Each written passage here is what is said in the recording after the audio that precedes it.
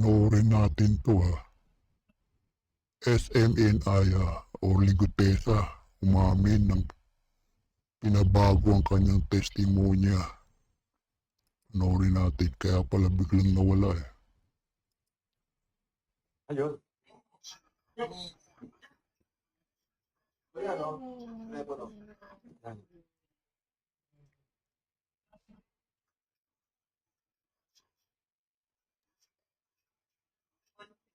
Lumilipat ba?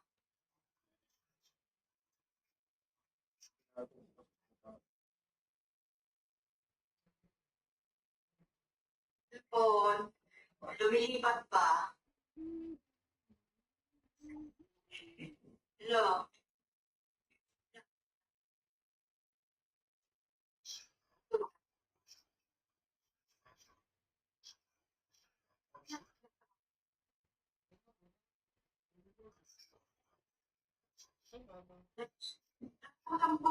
Hindi siya naging. Bawag si Kuya. Kinukumusta ka? Ulitin mo daw yung sinabi mo kanina na record. Record namin.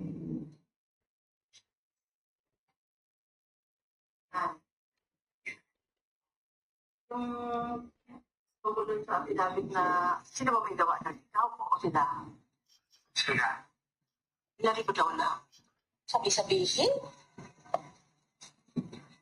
O, sabihin mo kung ano nangyari doon para may record namin.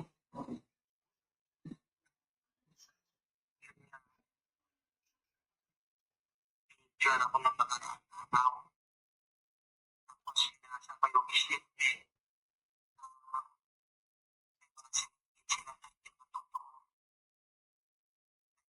Hindi si Macklin na pati si Defensor.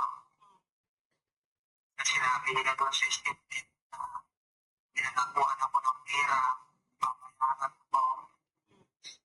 At sinabi pa doon na hindi masaya. Wala akong alam doon sa delivery doon sa bahay ni Upangis. Alam mo na talaga ito na ayaw ni magdapat ng bahan. Hindi naman ako buwan ng isip. Yun lang ang pinirmahan mo. Yun lang. Yung sige doon sa ano ko. Saan ba yan? Sa pinakahuli? Hindi na sabi ko. Kita? Sa nakita ko na tapos may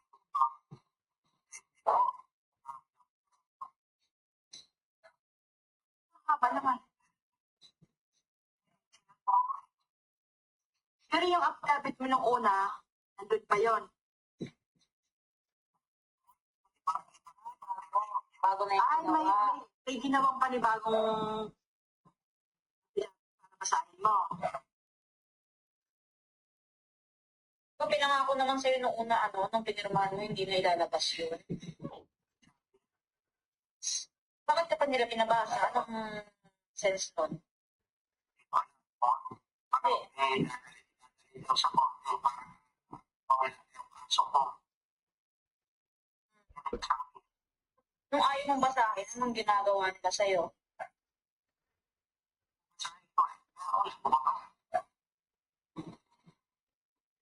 Anong ano niya? Anong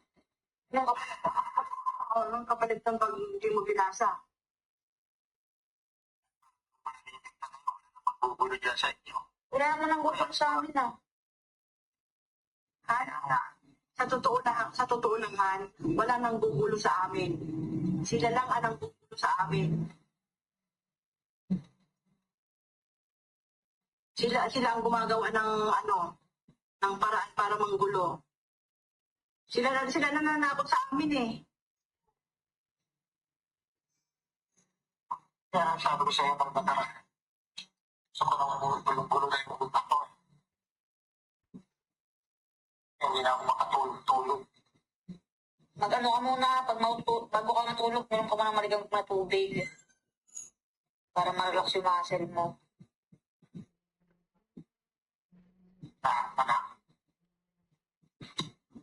Pag sinabihan ka na palabasin ka dyan, mag-text ka sa akin ha. ano mo agad sa akin, fix mo agad sa akin. Kung ano, sa kanila, papantayin ko lang sila doon kung may Eric na porte, papantayin ko na lang sila sa sino. Babantay talaga sila doon. May isa sa loob, may isa sa labas. Tatlo yan, tatlo daw. Kasi pag pinalabas ka, may contact na kami doon sa loob, doon ka na lang muna sa loob. Hindi ka na lalabas doon. Hindi ko alam po. Plano nila sa akin eh. Kaya,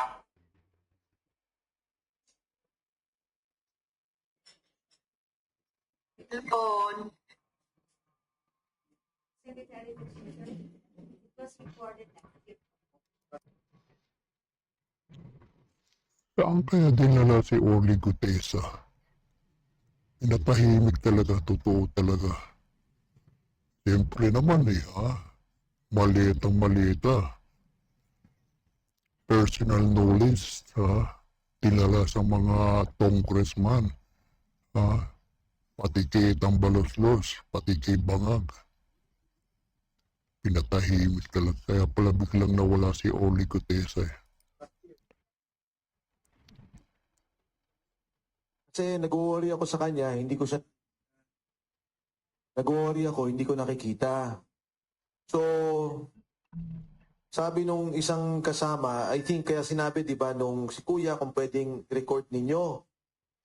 And confidentially, nasend sa akin. Sinend niya siguro dun sa isang kasama niyang ex-marine, o parang sinasabi na ito, buhay naman.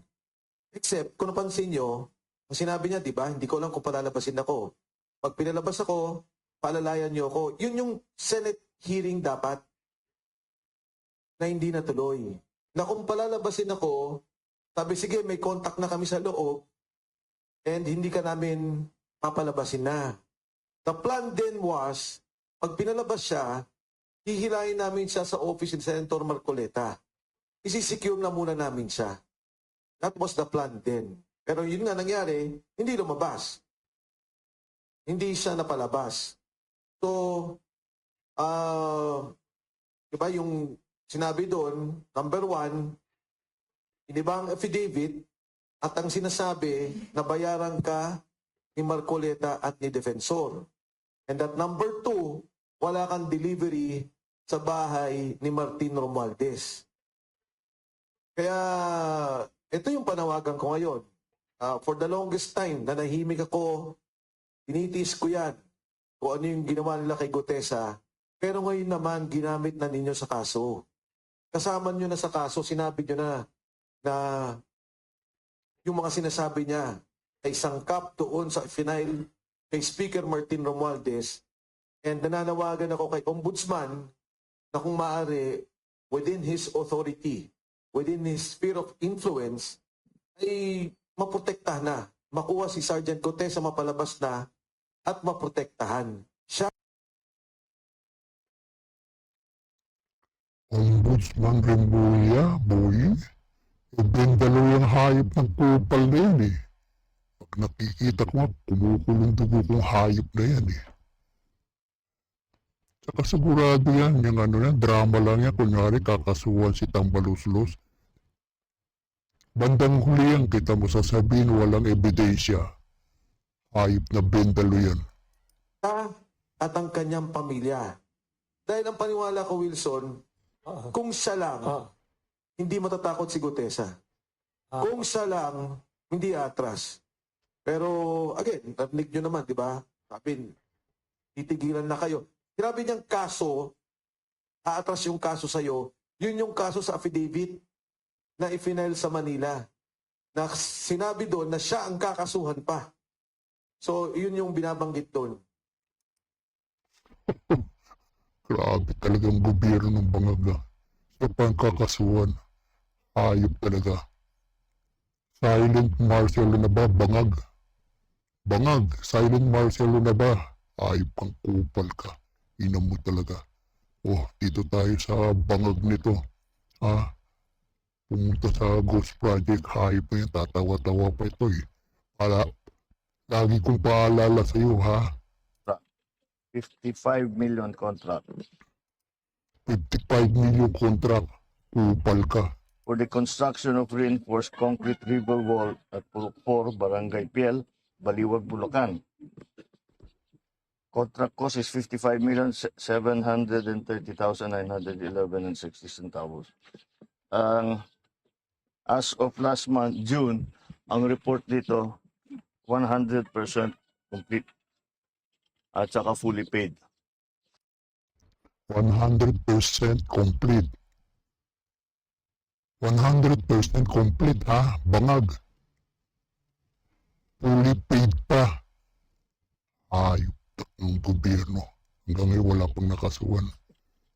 Wala kaming makita na kahit isang hollow block, isang ng simento, walang equipment dito. Lahat itong project na ito, ghost project. Ghost project pala, tatawa-tawa ka pang kupal kang bangag ka. Sabi ng ate mo talaga, wala. Bangag ka talaga. Tatawa, imbis na magalit ka, tatawa ka pa. Nasana mo yung bago magpasko may makakasuhan, may makukulong. Bangag. Natapos na yung bagong taon. Wala. Chinese New Year, wala. Pati birthday ko dumating na, wala pang nakakasuhan na. Bangag. Sana yung ICI mo. Wala na, sarado na. Ayop ka, kupal ka. Sabi ni Bendalo pa, 60 congressman. Na kontraktor, kakasuhan hanggang ngayon, wala pa. Tapos ngayon parang meron daw, Nakapress daw yung kay Tambaloslos. Bank account, pero 20 days lang. Ayop. Puta, 20 days, please. Naka-press account, 20 days, hayop. Tapos kakasuhan din si Chis Escudero. Malamang yan si Chis naman, ha. Ang kakasuhan niya makukulong, tapos si Tambaloslos. Absuelto, walang ebidensya. Para kay Bong Revilla, hayop kayo. Kupal talaga kayo. Tapos yung 18 Marine biglang nawala. Mukhang pinasuhan na kaya tumahimik. Ayop ka. Marcelo na ba? Silent Marcelo na ba? Bangag. Lagi kong paalala sa'yo. Tingnan natin kung makulong yung Tambaloslos mo. Pinsan. Yan si Charis. Charis yung Sandro Marcos. Pati si Tambaloslos Romualdez. Bilyong-bilyong alokabol. Hanggang ngayon, hindi pa nakakasuhan o may makulong. Ayop ka, sila Guardiola, sila Momo, mga congressman, sila Atayde, mga congressman wala pang nakukulong, Yung CIS, mukhang tahimik ka. Kaya pala, hindi ka binabanatan ni Rapi Tukmul. Sabi ni Pambansang Daddy yun, Rapi Tukmul. Kahit alam niyang may kurako, tahimik lang itong si Rapi Tukmul. Sabi ni Pambansang Daddy. Ayop talaga kayo. Kupal ka talaga. Wala pa rin nakasuhan. Tagal-tagal na ilang buwan na. Ayop talaga kayo. Ayop na gobyerno. Babu!